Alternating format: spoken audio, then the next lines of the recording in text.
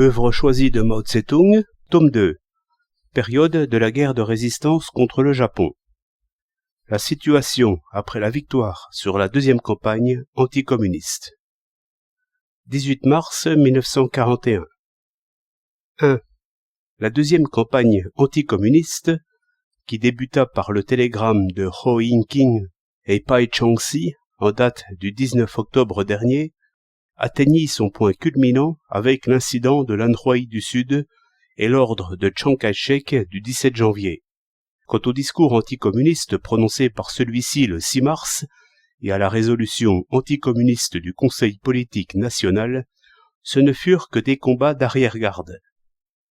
Il est possible que, désormais, la situation connaisse une certaine détente provisoire.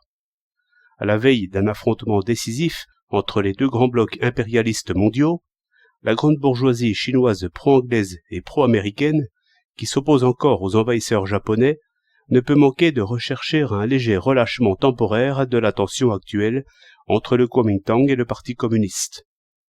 En même temps, la situation au sein du Kuomintang lui-même, les contradictions entre l'autorité centrale et les autorités locales, entre le groupe CC et le groupe de sciences politiques, entre le groupe CC et le Fu Xingche, entre les irréductibles et les éléments intermédiaires, et enfin les contradictions au sein même du groupe CC et du Fu Xingche, la situation dans le pays, l'opposition des masses populaires à la tyrannie du Kuomintang et leur sympathie à l'égard du Parti communiste, et la politique de notre parti, qui poursuit sa campagne de protestation, ne permettent pas au Kuomintang de maintenir dans ses relations avec nous la tension des 5 derniers mois.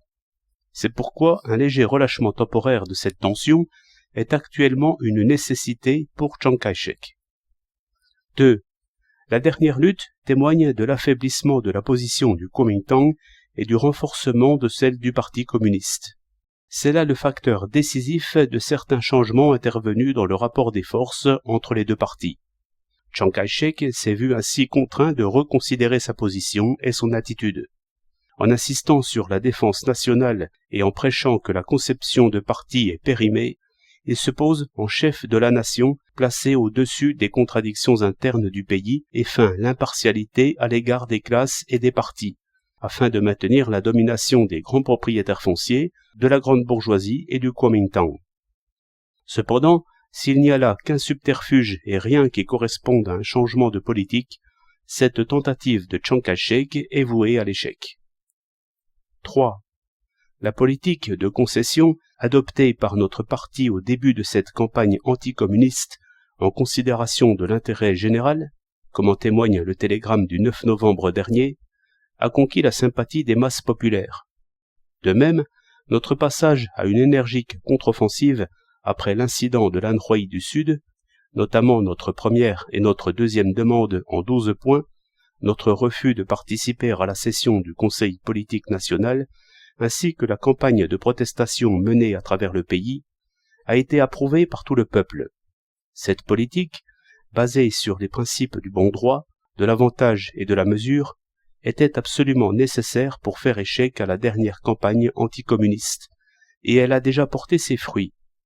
Tant que les points de contestation essentiels entre le Parti communiste et le Kuomintang n'auront pas reçu une solution raisonnable, nous devrons, sans nous permettre le moindre relâchement, continuer à mener une campagne énergique de protestation contre l'incident de l'Anhui du Sud, provoqué par les éléments pro-japonais et anticommunistes du Kuomintang, et contre leur oppression politique et militaire à notre égard, tout en intensifiant notre propagande autour de la première demande en 12 points.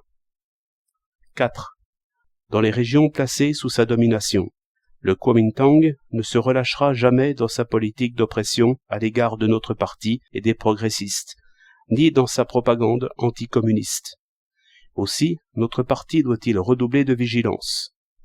Le Kuomintang poursuivra ses attaques contre la région située au nord du Huairou, contre l'Anhui de l'Est et le Hebei central, et notre armée devra les repousser résolument.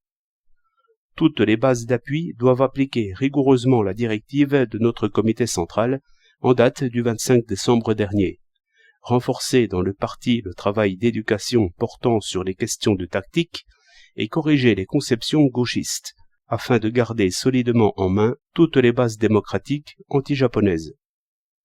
Dans tout le pays, comme dans les bases d'appui, il faut rejeter cette appréciation fausse de la situation selon laquelle une rupture définitive entre le Kuomintang et le Parti communiste aurait déjà eu lieu ou serait sur le point de se produire, et combattre les nombreux points de vue erronés qui en découlent.